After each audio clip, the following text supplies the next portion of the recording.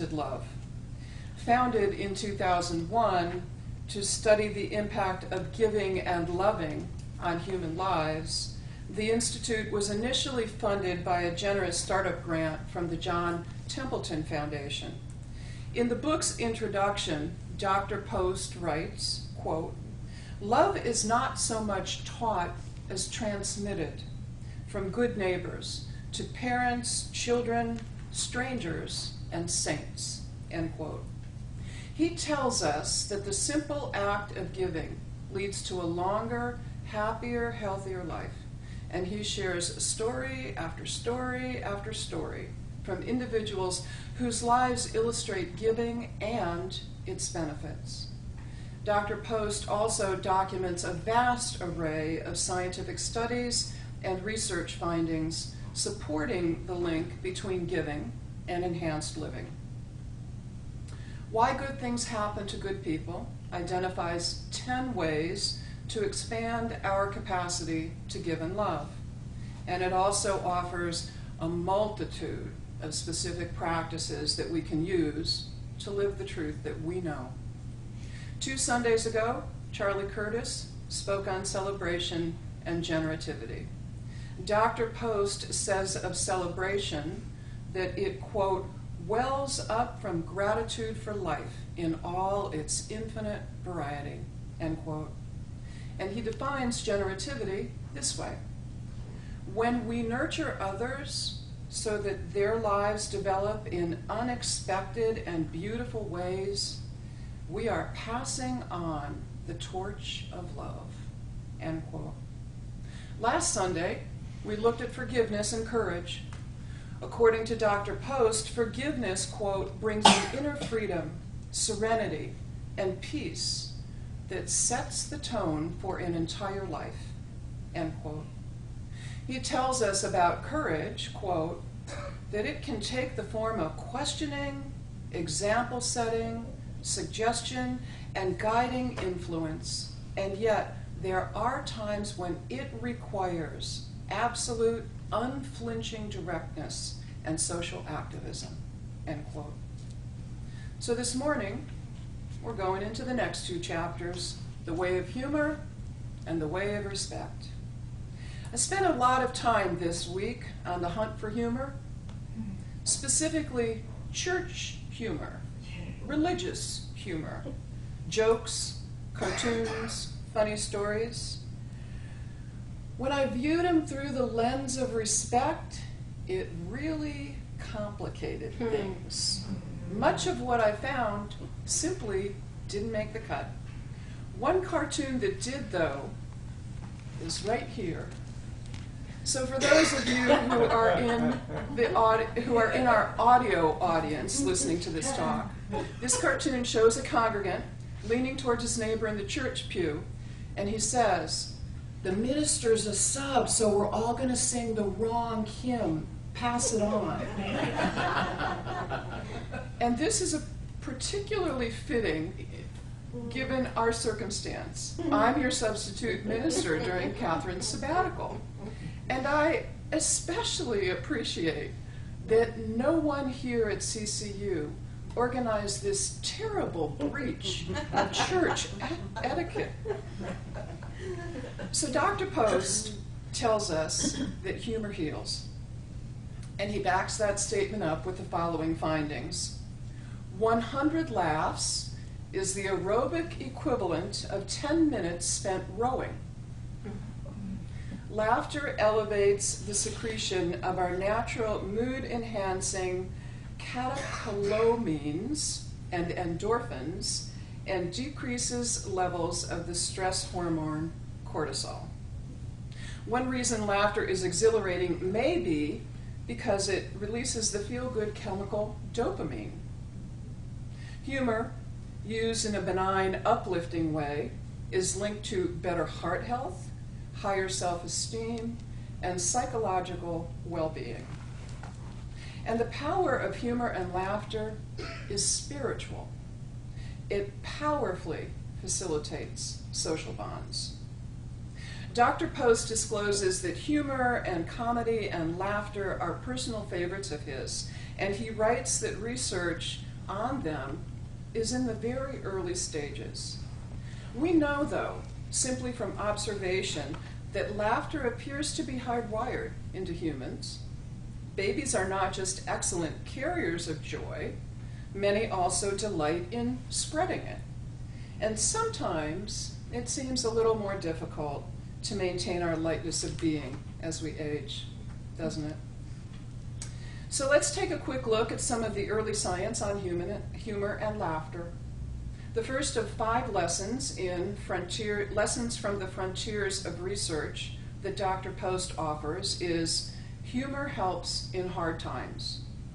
And we have all felt the welcome lift in our spirits when someone helps us laugh in the midst of our sorrow or grief or upset or anger. Laughter can be disarming, and it immediately shifts our focus. Whatever our politics, we can appreciate President Ronald Reagan's well-deserved reputation for humor. Dr. Post writes, quote, "When 1984 Democratic presidential nominee Walter Mondale accused Reagan of government by amnesia, the president countered with, 'I thought that remark accusing me of having amnesia was uncalled for.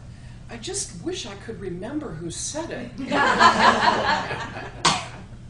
We often use humor to lighten tension, to connect with others, and sometimes as a subtle or not so subtle weapon.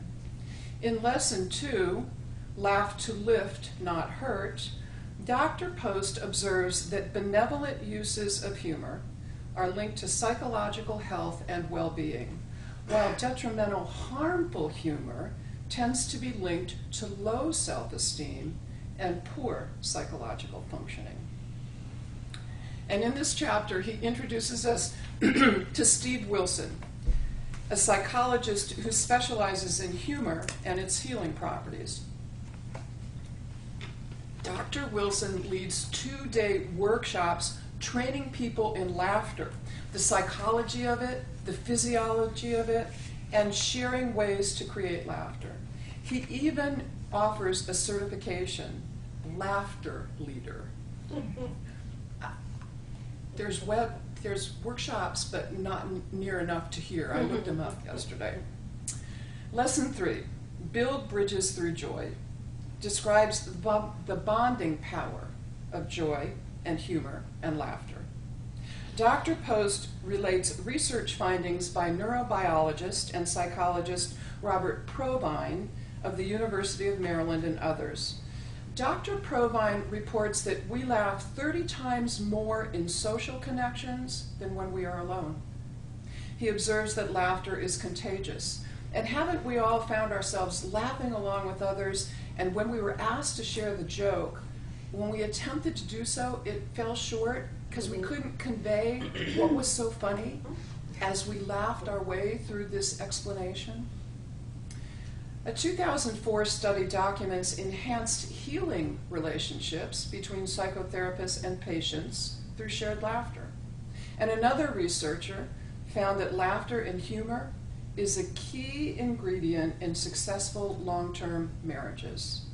Dr. Post writes, quote, "Laughter and humor enlarge our web of connection and love," end quote. Appreciate Absurdity is the title of Lesson 4, and I have a particular affinity for this type of humor. My brother-in-law and I often begin conversations with, "I've been saving this for you. No one else appreciates my sense of humor the way that you do." We have the story of the time more than 25 years ago that we were on a bowling team together, and in our joint exuberance after a particularly important strike, we joyfully head-butted each other and almost knocked ourselves out. By that time, our teammates had come to expect odd behavior from us. Still, self-inflicted concussions were a bit beyond even our norm. Obviously, this is a story that is told and laughed over at family gatherings to this day. And I swear to you, I have not embellished it even a little bit. So lesson number 5, the final one in this chapter, tells us find hope in a higher ground. And Dr. Post asserts that humor as a coping mechanism can lead us to hope. That together hope and humor demonstrate both our ability to thrive in life and our invitation to others to share in that vitality. One way that humor connects us to hope is that it anchors us firmly in the present moment. When laughing or joyfully connected with others, we lose all sense of time and simply experience now. Dr. Post reminds us that the Buddha is often portrayed as laughing and says, quote, "A moment of laughter is a hint of eternity," end quote. So I hope that you see with me that the way of humor can be a powerful gift to ourselves and others. It connects, it embraces, it uplifts, it lightens. Time now, though, to get serious. Very, very serious. I mean, we're talking about propers in a nod to Aretha Franklin and one of her best-known songs. Or, as Dr. Post languages it, the way of respect. This chapter is subtitled, Look Deeper and Find Value. And Dr. Post tells us that the foundation of all love is respect. He prefaces the sections on benefits and lessons with a more than 3-page discussion headlined, The Basic Insight, Rank Counts.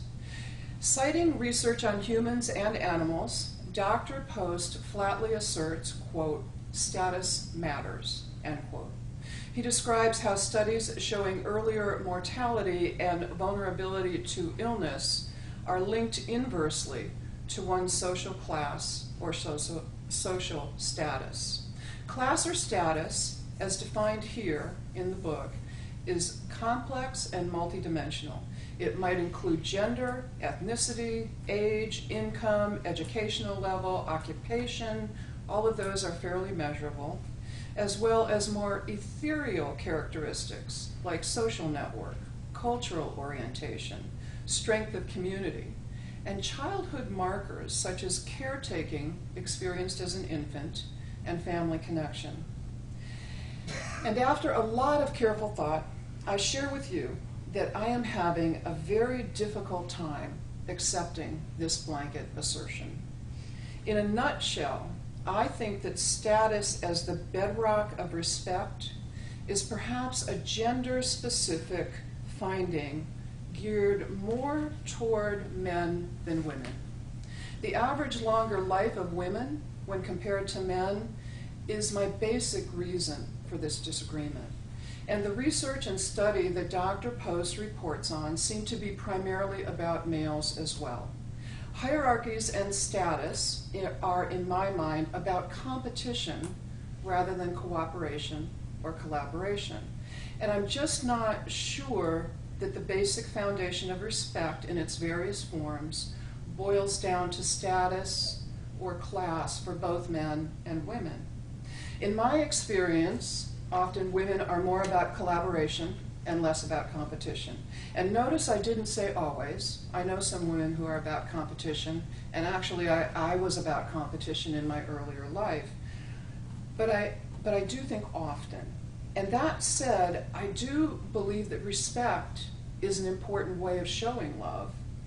And if you haven't already done so, you might want to read this chapter to see what you think now that I've shared my thoughts and reservations about Dr. Post's extrapolations from these research studies, because he does say that they are his beliefs. So against the background of respect begins with status, Dr. Post believes that the research points to these following 4 items.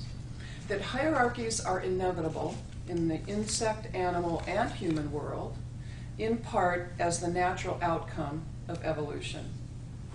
That rank is significant and that the profound link between social status and health shows this. That respect is more important in tough times. and that we should offer respect routinely because it reduces stress. I don't disagree with all of Dr. Poe's statements about respect. I simply have misgivings about the application of rank and status as the primary marker, the primary foundation of respect. So Dr. Post also offers us 4 elements of respect and shows them as building one upon the other in complexity and attitude. And he gives them to us in ascending order in 4 lessons from the frontier of research.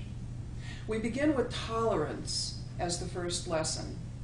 Dr. Post defines intolerance as the assumption that our own perspective and experience define the norm, or even the ideal. This attitude is often unquestioned and without conscious thought. Tolerance, Dr. Post says, is respect in its essential and universal form. In this lesson, he invites us to use tolerance to celebrate your differences, celebrate each other, and he emphasizes that consideration is part of tolerance. As an example of how this can occur, he writes about the profound positive impact of the Tolerance Project created by Adam Sigelman in creating religious understanding between Muslims, Jews, and Christians in the Middle East. In Dr. Post's words, quote, "One recent summer," says Seligman, "Jews, Muslims, and Christians met together inside the Dome of the Rock in Israel. Individuals prayed alongside each other in their own traditions and in their own languages." He's quoting Adam Sigelman here. "Many of us were crying. Being able to hear others in the background was extremely moving. We're not trying to erase boundaries. We're not trying to say everyone is the same. We're saying that even with our differences, and these differences may go all the way down to our core, we can live together." End both quotes.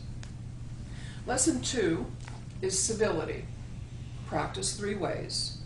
Dr. Post defines civility as doing small things with great kindness. In a common lament of our present day, and remember that this book was published in 2007, he decries the loss of commitment to civility in public life, from politics to entertainment. And he reminds us, quote, "Since even a moment of rudeness contains contempt, lack of civility frays our lives," end quote. The 3 ways that Dr. Post invites practice of civility begin with the use of kind words to smooth daily life. It continues with the use of manners and etiquette, recognizing that at their core, they are a branch of ethics. And the 3rd and final way is the understanding that civility has a social conscience. It means doing the right thing, to share our journey with others through dignity and acknowledgement of our common humanity. Acceptance is the 3rd lesson of the way of respect.